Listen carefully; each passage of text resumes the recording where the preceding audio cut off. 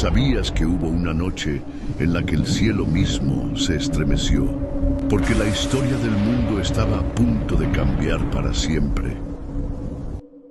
En un tranquilo huerto de Getsemaní, mientras el viento susurraba entre los olivos, Jesús se arrodilló en oración. Su angustia era tan profunda que su sudor caía como gotas de sangre sobre la tierra. Mirando al cielo, pronunció aquellas palabras que cambiarían el destino. No se haga mi voluntad, sino la tuya. De repente, la paz de la noche se quebró.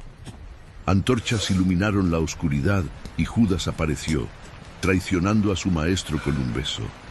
Los soldados rodearon a Jesús y en un momento de impulso, Pedro, defendiendo a su Señor, cortó la oreja de Malco, el siervo del sumo sacerdote.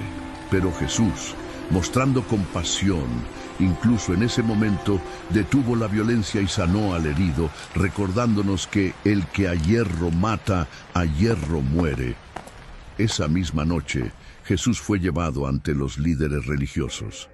Las mentiras y burlas llovieron sobre él. Pedro, atemorizado, lo negó 3 veces. ¡No lo conozco! ¡No soy uno de ellos!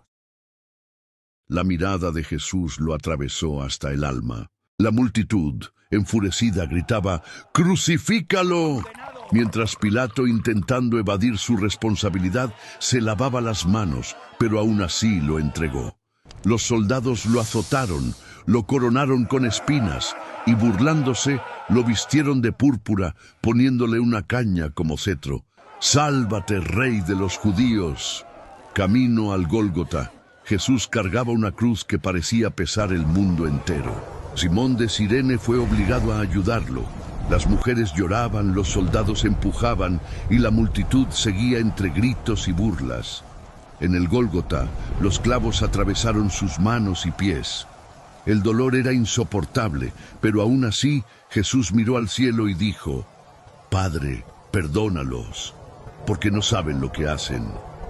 El cielo se oscureció, la tierra tembló y un silencio pesado cubrió todo. Con su último aliento declaró: Padre, en tus manos encomiendo mi espíritu, consumado es. Un rayo partió el cielo. El velo del templo se rasgó en 2. Los soldados, aterrados, exclamaron: verdaderamente este era el Hijo de Dios. Su cuerpo fue depositado en una tumba sellada con una enorme piedra.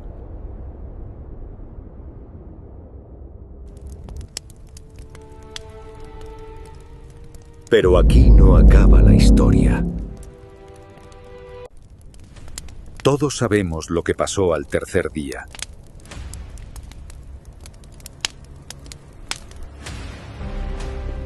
Pero solo unos pocos saben algo.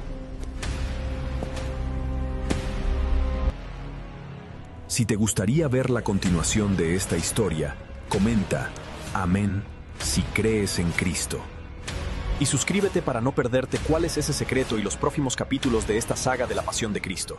Esto me ayuda a seguir trayendo más contenido para ti. Yo soy el Alfa y el Omega, el principio y el fin.